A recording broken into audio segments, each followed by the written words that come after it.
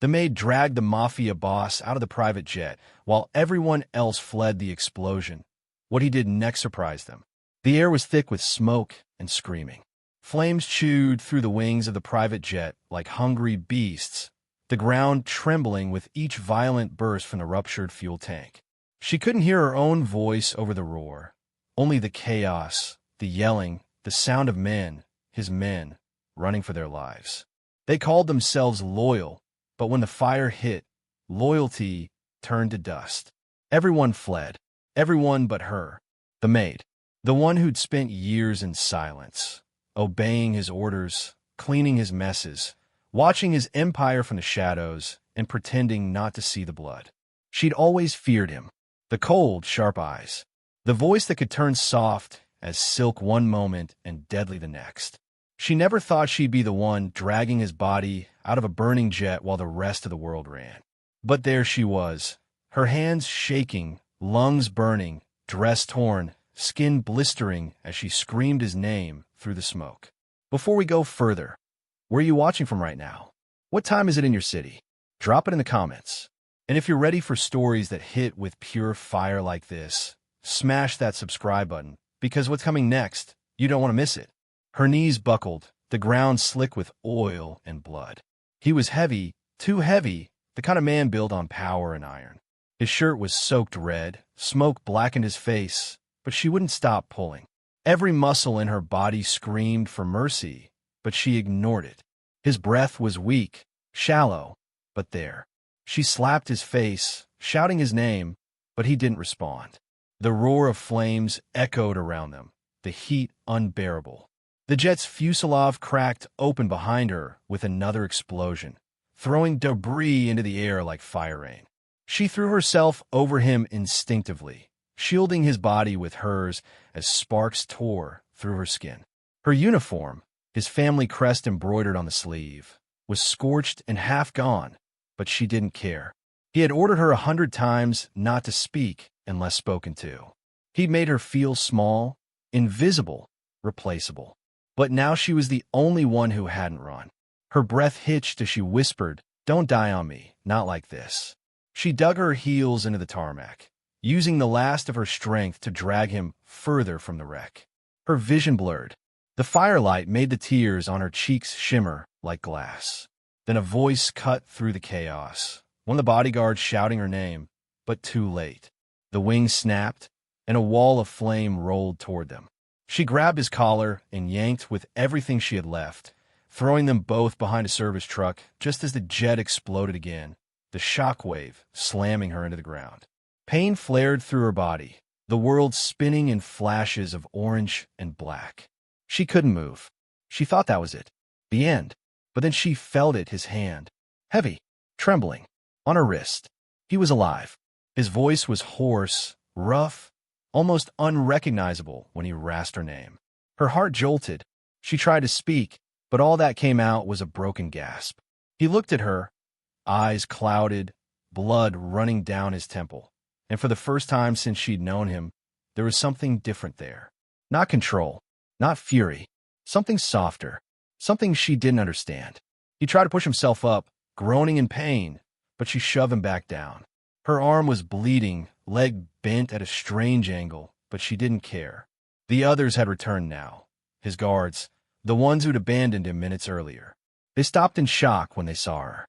The maid, the quiet girl who never spoke, now crouched beside their boss, hands scorched, face streaked with ash, staring them down like a storm. She screamed at them to help. They scrambled, pulling him up, calling for the convoy. But his eyes stayed locked on her. Even when they lifted him into the armored SUV, he never looked away. She swayed where she stood, adrenaline draining from her body. Her vision dimmed, and the last thing she saw before everything went black was his hand, reaching for her through the open door. When she woke, it was dark. The room smelled of antiseptic and smoke. Her arm was bandaged, her leg in a brace. She blinked against the light, her chest tight. For a moment, she didn't know where she was. Then the door opened, and he stepped in. The Mafia boss, her employer, the man she'd feared for years. But he looked different. No suit, no guards, just a plain shirt, sleeves rolled, stitches along his jaw. He said her name again, quietly this time. The sound of it made her chest tighten. She tried to sit up, but he motioned her to stop. There was a silence between them, the kind that buzzed with everything unsaid. She expected anger, maybe even blame. But instead, he said something she never thought she'd hear. He told her she'd save his life, that he owed her everything. Her eyes widened, disbelief washing through her. He wasn't the kind of man who said thank you. Gratitude didn't fit him. It was too human, too raw. But when he looked at her now, she could tell he meant it. He said he'd seen everyone run. Men he'd paid, protected, trusted, gone. And then there was her, the maid who never spoke, who should have fled like the rest. He said he couldn't understand why she stayed. She didn't have an answer. Maybe it was instinct. Maybe it was madness. Or maybe, deep down, she just couldn't stand to see him die like that. Alone. He asked her what she wanted. Anything. Name it. And it's yours, he said. She didn't know how to respond. For years, she'd lived under his rule, cleaning up his chaos, hearing whispers of his crimes, watching fear follow him like a shadow. What could she possibly want from a man like that? But before she could speak, he said something that froze her blood cold. He told her she wasn't going back to work. Not as a maid. Not ever again. She thought he was firing her, maybe even punishing her for what happened. But his tone wasn't cruel. He said she was done serving anyone. That from now on, she'd be under his protection. Her name would be wiped from the servant registry. No one would touch her. No one would question her. She was off limits. Her throat closed up. He turned toward the window, his voice low. He said he'd spent his life surrounded by people who pretended to care, and when the fire came, they all disappeared. All but her, the girl he never noticed, the one who'd seen everything and still stayed. She couldn't breathe. The weight of his words pressed against her ribs. He didn't look at her again, just walked out, leaving the door open behind him. But something had changed, not just in him, in her, because in that moment, she realized something terrifying.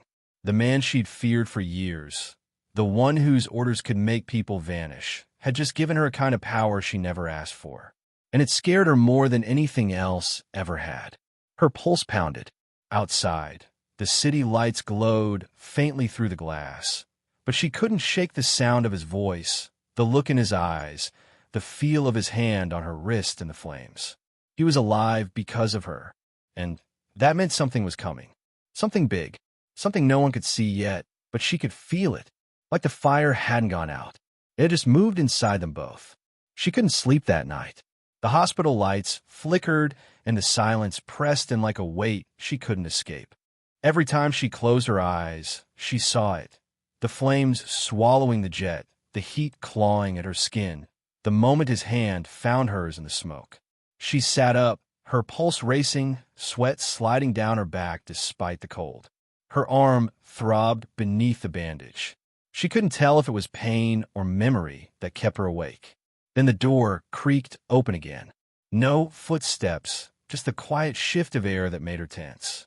She turned, and there he was again, the Mafia boss, the man whose empire ran on silence and blood. He didn't say a word as he stepped inside, shutting the door behind him. His face was half lit by the dim light, the scars from the crash still raw against his jaw. He carried something in his hand, a folded piece of paper. He stood there for a long moment, just staring at her like he was seeing her for the first time. When he finally spoke, his voice was low, steady, dangerous in a way that made people listen. He told her that the explosion wasn't an accident. Someone had sabotaged the plane. Someone inside his circle. The words sank into her chest like ice. He said she wasn't supposed to be there that night, that whoever set it up wanted him dead and her gone without trace. He paused, eyes narrowing. Then he said he thought he knew who it was. Her breath caught. She asked who, and he smiled, a cold, humorless curve of his lips. He said a name she recognized, one of his lieutenants, the man who handled his money, who always walked with confidence like he owned the air. He'd been the first to run when the jet went up in flames. He moved closer, his shadow spilling across her bed. He told her she didn't understand what she'd done. By saving him, she disrupted everything. His enemies thought he was dead. His allies were already scrambling for power. The streets were whispering. And in that chaos, the only person who knew the truth, the only witness, was her. Her chest tightened. She said she didn't want to be involved, that she was just his maid. But he cut her off, voice hard as steel. Not anymore, he said. From the moment she pulled him from that fire, her life was tied to his. He told her she was a target now, that if anyone learned she was alive, they'd come for her to finish the job they couldn't complete. The words hit like a slap. Fear shot through her veins, her hands trembling. He leaned in, close enough that she could feel his breath when he said it. He wasn't going to let that happen. Not after what she did. Not after she proved herself when everyone else ran. He told her to get ready, that by morning, she was leaving the hospital. She didn't understand what that meant until the next day. She woke up to chaos again, but a different kind. The nurse who had checked on her earlier was gone. The guard at the door was new. Everything felt wrong. Then she heard the gunshots. 3 sharp cracks down the hallway. She froze, heart pounding. Shouts followed. Then silence. The door burst open and one of his men rushed in, face pale, blood splattered on his sleeve. He told her they'd found them. Killers. 2 of them.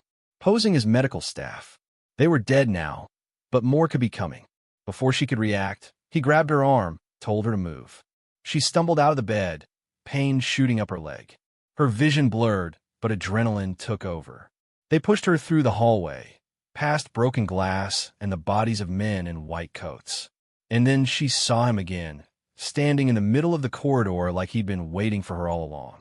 Calm, controlled. The same man who'd stared down death in a burning jet.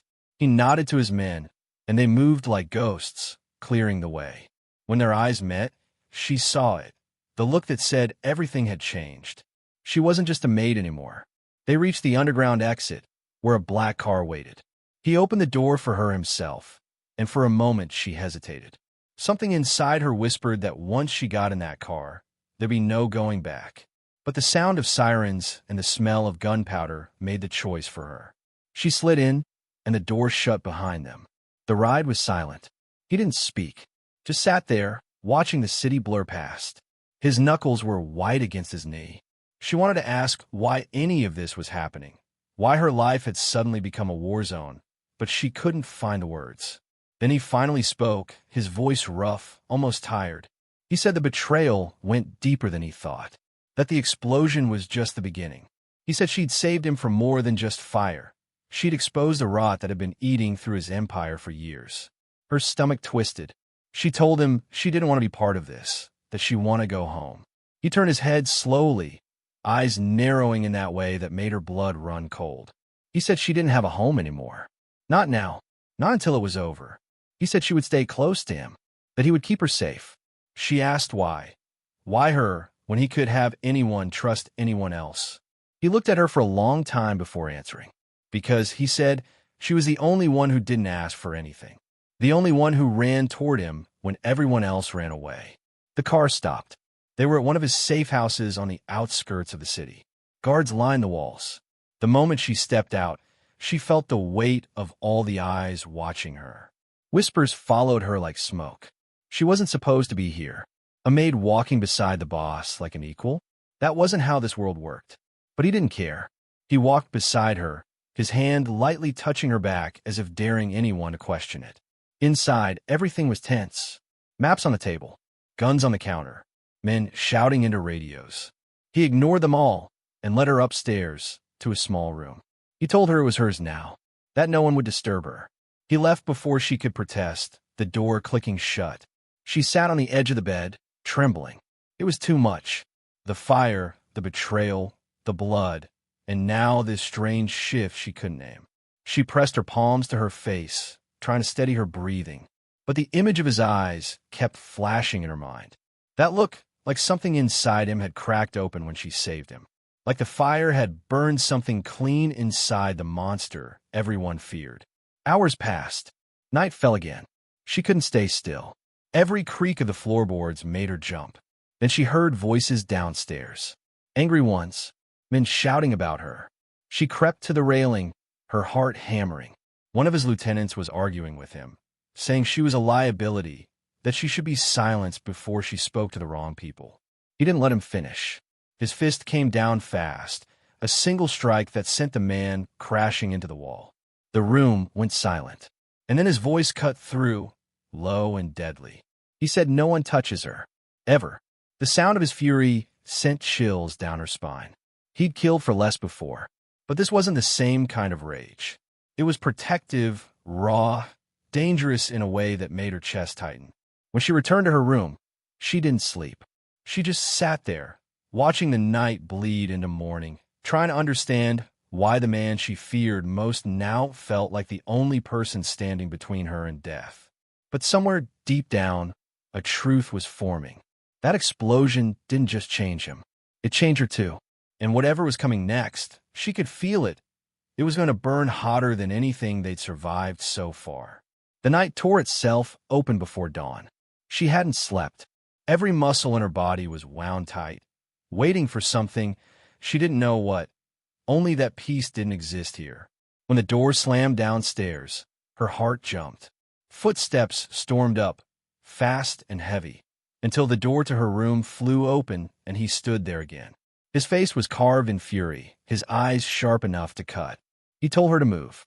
No explanation, no warning. Just that one word. Move. She didn't argue.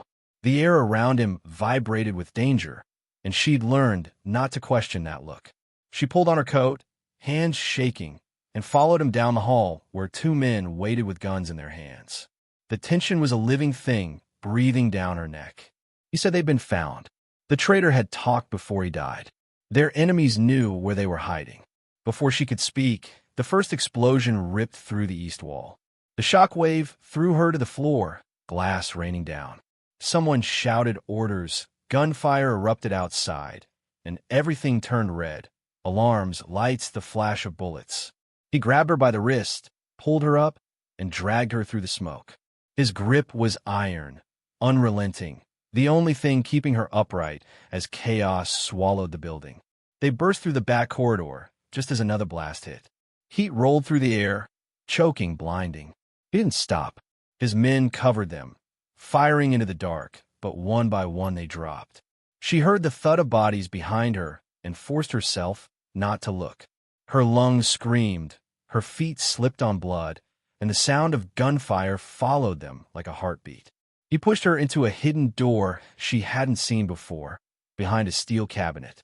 They stumbled down a narrow passage lit by flickering bulbs. He was bleeding from his shoulder, breathing hard, but still moving like a man built from fire and fury. She wanted to tell him to stop, that he was hurt, but he turned to her, eyes blazing, and said she was not allowed to die here. Something in his voice froze her. It wasn't an order this time. It was a vow. He shoved open the exit at the end of the passage, and cold air hit her face. A black SUV waited with the engine running. Two of his men inside, one already wounded. They sped off as soon as the doors shut, tires screaming against the dirt. For a few seconds, no one spoke. The city lights flashed past in the distance, but she couldn't see anything clearly. Her ears rang from the explosions. Her body felt like it wasn't hers anymore. Then he leaned forward, hand pressed to his bleeding arm, and told the driver to take them to the docks. She didn't know what that meant, but from the way the others flinched, she knew it wasn't a request. She stared at him, his blood seeping through the fabric of his shirt. He didn't even look at it. He just kept his eyes forward, jaw locked, veins standing out on his neck. She wanted to reach out to stop the bleeding, to do something, but the words died in her throat.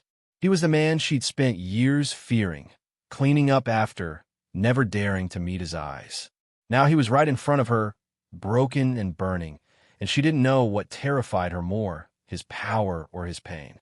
When they reached the docks, the fog was thick, the air heavy with salt and fuel. Men moved like shadows between containers, loading crates onto a ship. He stepped out first, blood still dripping down his arm, and everyone froze when they saw him. Whispers spread through the crew. He was alive. Their boss had survived. He barked orders without hesitation. Half the men were to stay and mislead whoever was coming. The others would sail with him. She stood there, still trembling, watching him command chaos like it was his natural language. Even bleeding, even hunted, he was a force that didn't bend. Then his gaze snapped to her. He called her forward. She obeyed before she even thought. He told her she was getting on that ship with him. She protested, said she couldn't, that she didn't belong in his world. His expression hardened.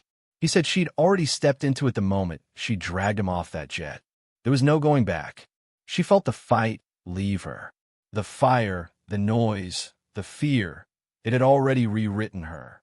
She nodded, and he turned away before she could see the flicker of something like relief cross his face. They boarded just as the first wave of enemies reached the dock. Gunfire erupted again. The ship roared to life, engines screaming, smoke rising.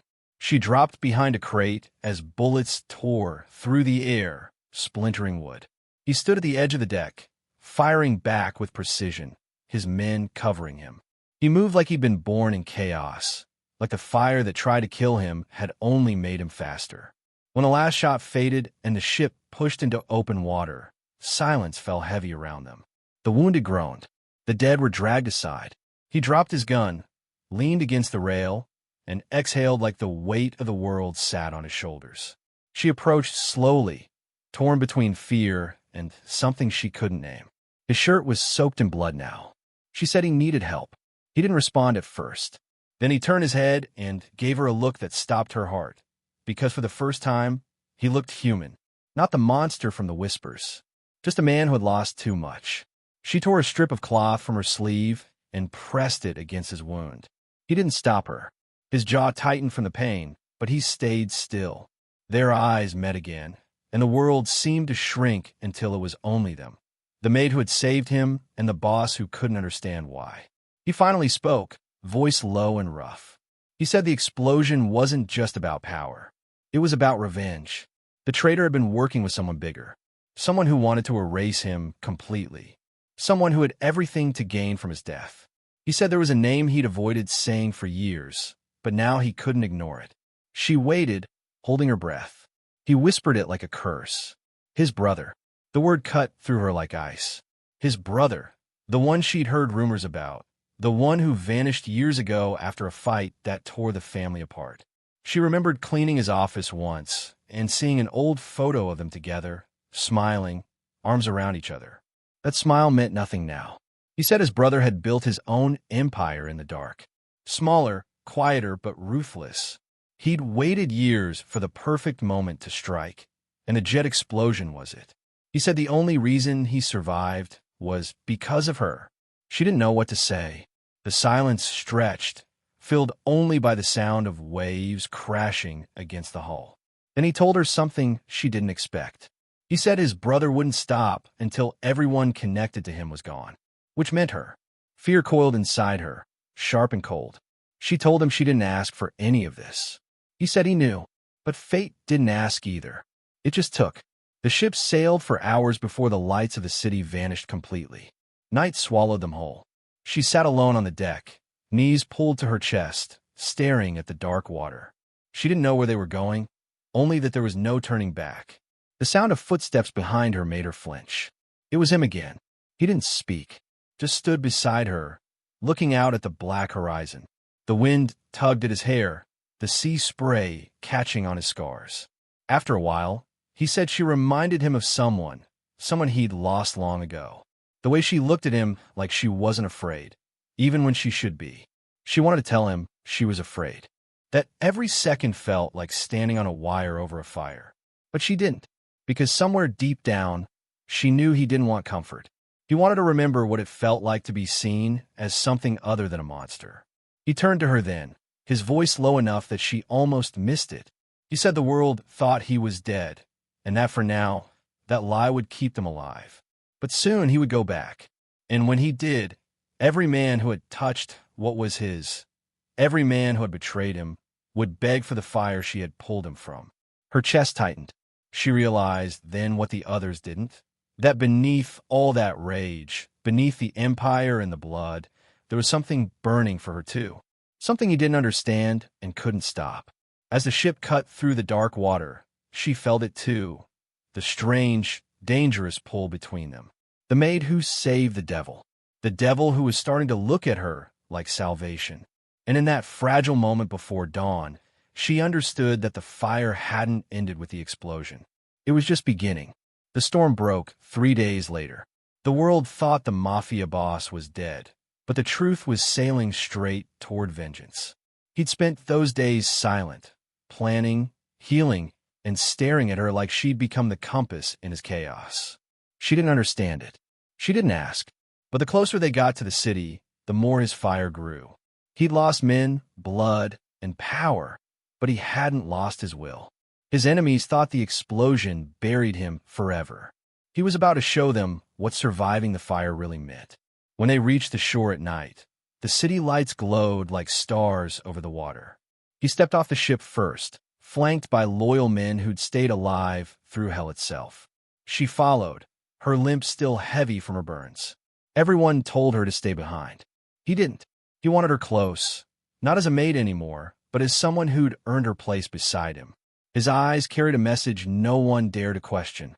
Touch her and die.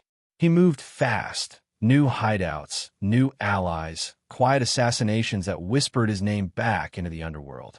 Within 2 days, his rivals started vanishing. By the third, word spread that the ghost of the old boss had returned, angrier than ever. And by the fourth, he had a name and a location for the man behind it all, his brother. The one who'd burned his world and smiled while doing it. She didn't want him to go. Not because she pitied him, but because she'd seen what revenge did. It ate you alive. But he wasn't listening. His hands shook when he loaded his gun. Not from fear, but from restraint. He said he wouldn't stop until his brother looked him in the eye and saw the fire he'd created. They stormed the mansion at dawn. Silence first, then thunder. His men moved like ghosts, cutting through the guards, room by room. She stayed in the car, heart hammering against her ribs, watching the smoke rise from the windows. Every shot sounded like an echo of the explosion that started all this. Every scream reminded her of the fire she'd pulled him from. Minutes stretched into forever. Then he came out, alone, blood on his hands, his face cold as ash. She wanted to ask what happened, but the answer was written in his eyes. Justice had been served, but at a cost. He looked past her, as if he couldn't believe it was over. He said his brother had begged in the end, begged and cried, and said he never meant to kill him. But when the barrel was against his forehead, he still smiled, still whispered that he was always weaker. That's when the shot went off. He didn't flinch, didn't breathe, just pulled the trigger and walked away. She didn't know what to say. The man she'd saved was now a shadow of what he'd been. Stronger, maybe, but emptier. When they got back to the docks, he sat on the edge of the pier, gun still in hand, staring at the horizon. She joined him quietly, not saying a word. The wind carried the smell of salt and smoke, the same smell from that night. He turned to her and asked why she did it, why she risked her life for him. Her answer came out before she could stop it, because no one else would. Because somewhere deep down, she didn't believe he deserved to die that way. Because she saw something in him worth saving. For a moment, he said nothing. Then his gun slipped from his hand into the water, sinking fast. He said she'd done something no one else ever had. She'd made him question what he was fighting for. When he stood, he reached into his coat and handed her an envelope. Inside was a deed to a house, her name written on it in bold ink. He told her it was hers now, that she'd never have to work for anyone again. She refused at first, said she didn't want anything from him. He smiled, a small, tired, broken smile, and said it wasn't a gift. It was a debt. For the fire she'd walked through when everyone else ran. She tried to argue, but his hand brushed hers, gentle this time, and her words died. For the first time since she'd known him, he looked at her not as a boss, not as a savior, but as a man. And in that fragile second, she saw the truth. Beneath the scars, beneath the rage, there was someone who'd been trying to find peace in a world that never gave him any. The next morning, he was gone. No guards, no noise, just silence. The only thing he left behind was a note. It said, "I'm not running. I'm rebuilding. And this time, it'll be different. You showed me fire doesn't just destroy, it can cleanse." She stood on the porch of her new home, tears cutting lines through the soot still staining her skin, and read it again and again until the sun rose. Somewhere out there, he was rebuilding what the flames had taken. Somewhere out there, the man everyone feared was learning how to be something else. Weeks passed. The city started to whisper again, but this time the story was different. It wasn't about death or blood. It was about a mafia boss who disappeared after sparing lives instead of taking them. Some said he'd gone to the mountains. Some said he'd been killed. But she knew better. She'd seen the fire in his eyes and the calm that came after. And though she never saw him again, every time she closed her eyes, she remembered that night. The heat, the smoke, the sound of her own heartbeat as she dragged him from the flames. The moment that changed everything. The moment a maid and a monster both found their humanity in the same burning wreckage. He rose from the ashes, not as the devil they feared, but as the man she believed he could be. Sometimes salvation doesn't come from saints. It comes from the ones who stayed when everyone else ran. The fire that almost killed them both ended up saving them instead. Subscribe now if you felt the heat of this story. Drop a comment telling us where you're watching from. Share this with someone who loves wild stories and stay tuned. Our next story will burn even hotter.